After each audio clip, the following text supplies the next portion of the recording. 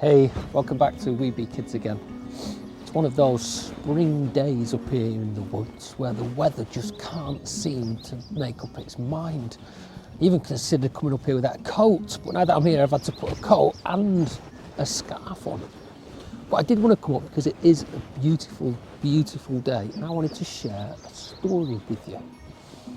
Now this story is an old English folk tale. It comes all the way from Norfolk. And this story is called Dreaming of a Fortune. You see, many years ago, over in Norfolk, there lived a man. He was a very, very humble man. He lived in a small cottage with whitewashed walls, a thatched roof, wood windows and a wooden door. And on the door there was a brass knocker. He had a small garden with one single apple tree, and around his garden there was a small fence with a wooden gate. Now if you look carefully around this man's property, even though it looked lovely on the eye, there were many, many jobs that hadn't been finished and many, many jobs that still needed to be done. The painting was old, the latch was broken, the grass needed mowing, but he always said, I'll get to it one day. And the reason why he didn't get to it is because he was so busy out working. Day and night he would go out and he would do his best to earn enough money to put food on his table. And one day, he'd been out at work, he'd come home, he looked at the garden and thought, maybe I'll do it tomorrow. And he rolled into bed. Whilst he was in bed, he had a dream. And in the dream, a lady came to him. And she said, head to London Bridge. There you will find your fortune. And the man woke up the next day and he didn't really think much of it, just another dream. And he went about his day.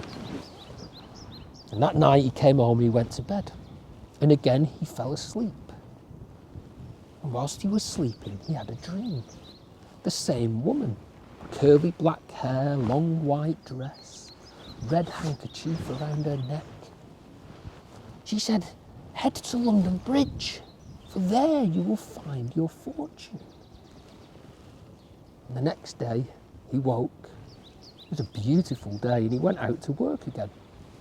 And this went on for weeks and weeks and months and months.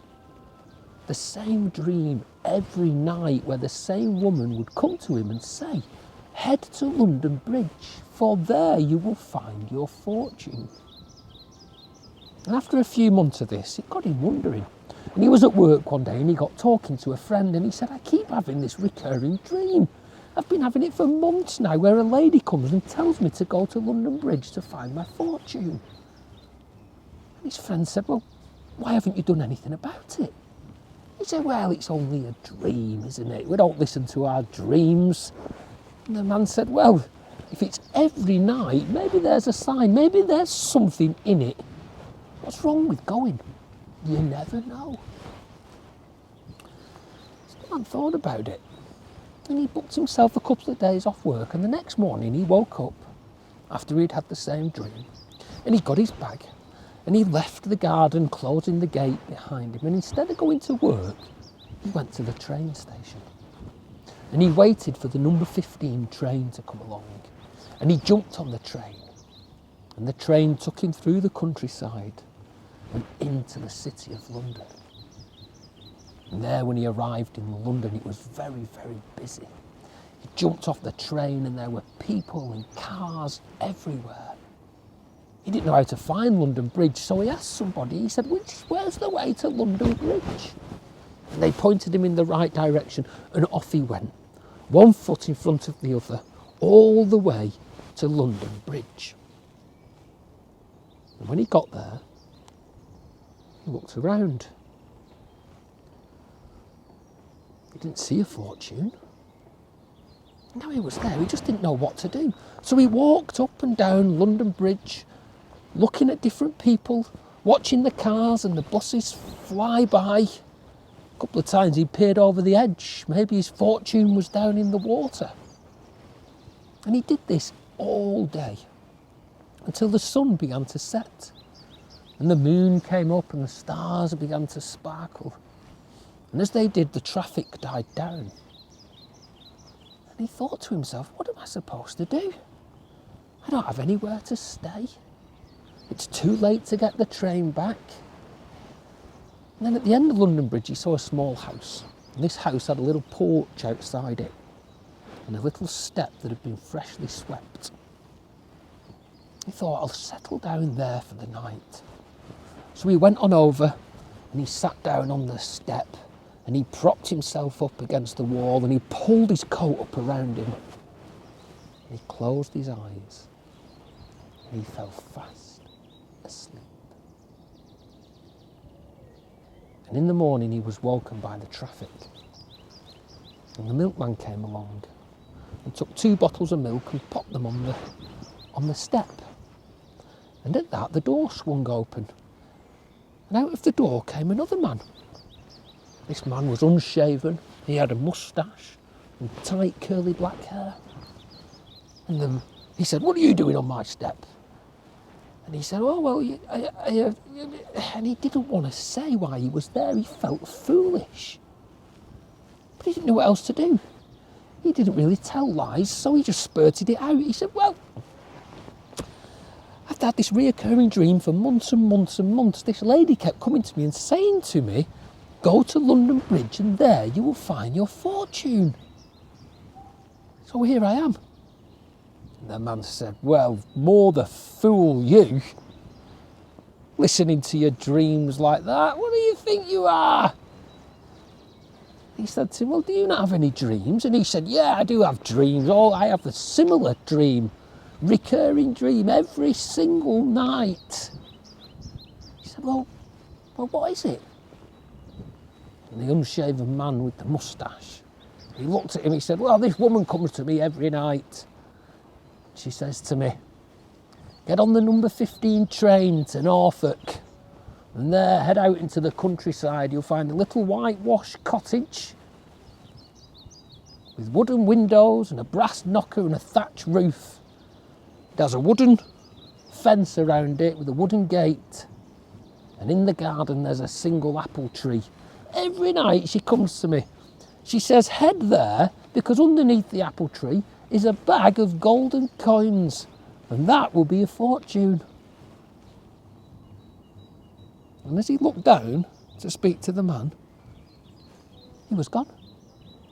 He looked across London Bridge, and there in the distance he was, running as fast as he could. Oh, and did he run? He ran all the way along London Bridge, all the way through London until he got to the station. He jumped on the number 15 train, which took him all the way to Norfolk, and without stopping, he jumped off the train and he ran all the way home to his little white cottage with the brass knocker and the wooden windows and the thatch roof and the apple tree in the garden. And when he got there, he ran inside and he grabbed a spade and he began to dig carefully under the apple tree so not to damage its roots. And he hadn't dug long. He hit something hard. He moved the dirt away and he reached in, and there he pulled out a great big bag of solid gold coins. And it is said that that man did many, many good and many, many kind things with that gold. It is said that there is a statue of him over there in Norfolk. And he did many good and kind things, all because he followed his dreams. And those dreams, they didn't lead him far and wide. They actually led him all the way back home. So I hope you enjoyed that little folk tale. As with all tales and stories, we all take different meanings from them. When I heard that one, it reminded me of a time when I was travelling the world, what I thought was following my dreams. And I sent a lovely picture of a sunset back home to my dad. And he replied to me and he said, that is a beautiful sunset. And you know what? There are beautiful sunsets here too. So I hope you enjoyed the story. Thank you for stopping by at Weeby Kids, and we'll see you again sometime soon. Bye.